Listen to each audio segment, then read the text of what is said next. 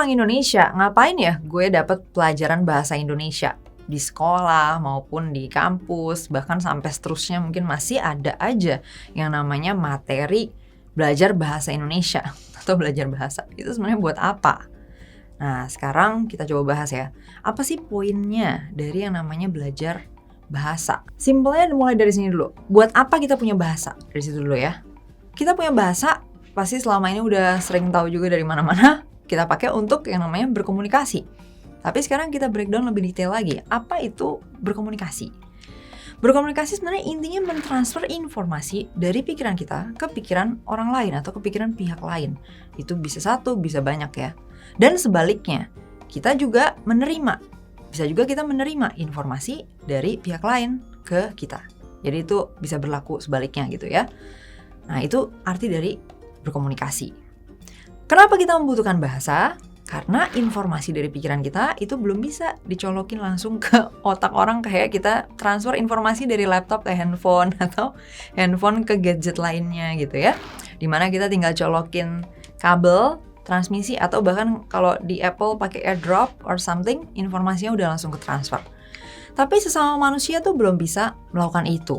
Jadi kita membutuhkan suatu medium, suatu jembatan untuk naruh informasinya dulu. Terus dikeluarin, baru bisa diambil lagi sama pihak lainnya. Dan itulah yang namanya bahasa. Jadi ibaratnya kalau kita kelihatan nih, kalau yang namanya bahasa itu kelihatan, kira-kira dia kayak suatu medium transportasi gitu ya. Mungkin bentuknya bisa kapal atau sesuatu di mana informasi dari otak kita masukin ke situ, terus dialah yang berpindah gitu ya ke pikiran orang lain atau ke otak orang lain. Informasi yang kita transfer ini menggunakan bahasa itu adalah isi pikiran kita. Entah itu mendeskripsikan sesuatu yang kita lihat atau kita temukan di realita, maupun sesuatu yang kita pikirkan ya, suatu ide yang ada di pikiran kita sendiri. Nah, itulah yang kita transfer ya kan, yang kita sampaikan nih lewat bahasa dalam komunikasi.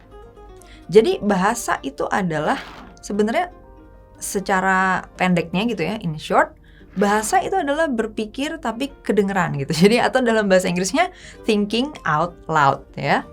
Jadi dalam kita berbahasa, itu intinya kita lagi berpikir tapi yang kedengaran orang lain. Karena intinya bahasa adalah mentransferkan isi pikiran kita ke pihak lain, ya kan? Itu isi dari komunikasi. Nah, sekarang belajar bahasa, poinnya apa? Pertama adalah sebenarnya menyamakan makna-makna ya dari suatu kata atau suatu grammar atau suatu struktur, sehingga apa? Ketika kita mentransfer informasi tadi, misalnya kita mau mentransfer A nih dari otak kita, dia sampai di otak orang lainnya A juga, ya kan? Bukan misalnya gue transfer A, di orang lainnya nyampainya Z. Miskom dong, alias miskomunikasi gitu kan? Gak nyambung nih antara apa yang gue maksud dengan apa yang dia tangkap. Nah, kita punya mata pelajaran bahasa Indonesia segala macam itu adalah untuk menyamakan maksud. Ketika misalnya gue menggunakan kata dan, apa sih artinya? Kalau gue menggunakan kata karena, apa sih artinya? Dan seterusnya ya, berbagai macam kata lainnya. Nah, itu kita samain supaya kalau gue sama lo lagi saling berkomunikasi atau saling mentransfer isi pikiran kita, itu nyambung. Apa yang gue maksud sama dengan apa yang lo tangkap, begitu juga dengan sebaliknya. Apa yang lo maksud sama dengan apa yang gue tangkap. Yang kedua, belajar bahasa itu sebenarnya juga sekaligus belajar berpikir. Ingat kan bahwa bahasa itu sebenarnya thinking out loud, bahwa bahasa itu intinya kita berpikir tapi kedengeran. Nah, tapi bukan cuma itu. Berpikir yang nggak kedengeran pun, yang cuma di dalam pikiran kita sendiri pun sebenarnya juga menggunakan bahasa. Coba lo diem gitu ya, ngomong dalam hati. Nah, lo ngomongnya pasti dalam suatu bahasa kan. Entah itu dalam bahasa Indonesia kayak bahasa Inggris atau bahasa apapun yang lo biasa pakai di dalam pikiran lo. Nah, dari situ kita tahu bahwa perkembangan kita berbahasa dengan perkembangan kita berpikir itu akan jalan beriringan. Karena kita berpikir itu juga dalam bahasa. Maka itu kita menambah kosakata, menambah struktur ya, grammar, tenses segala macam dalam berbahasa, itu akan berpengaruh ke bagaimana kita berpikir. Ya. Contoh kalau dalam belajar bahasa Inggris misalnya.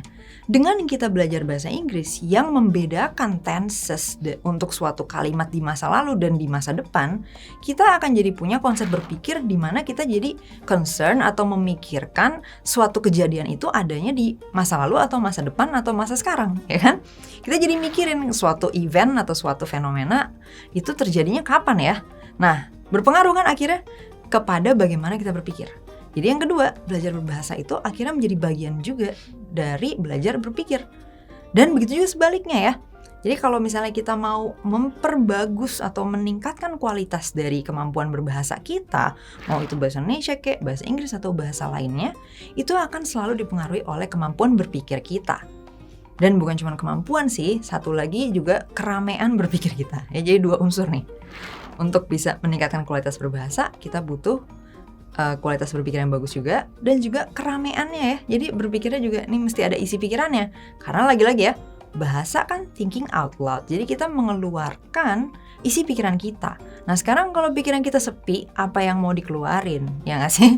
Makanya belajar bahasa dan belajar berpikir itu jadi akhirnya jadi sepaket. Jalannya berbarengan. Itu tadi ya, 2 fungsi utama dari belajar berbahasa. Nah terutama dalam konteks ini karena kita orang Indonesia, kita belajar bahasa Indonesia. Tapi di lain waktu atau di lain kesempatan ketika kita belajar bahasa lainnya, itu akan sama aja konsepnya. Intinya kita lagi mempelajari atau menambah medium baru untuk mentransfer pikiran kita ke pihak lain. Itu doang intinya. Nah lagi-lagi ya, ini ujung-ujungnya kualitasnya gimana akan ditentukan oleh pikiran kita. Baik itu dari sisi kualitasnya maupun dari sisi keramaiannya atau kepadatannya gitu. Jadi kalau pikiran kita belum berkualitas, belum rame, maka kita akan susah untuk bisa berbahasa dengan berkualitas dan padat atau berisi gitu, rame gitu ya.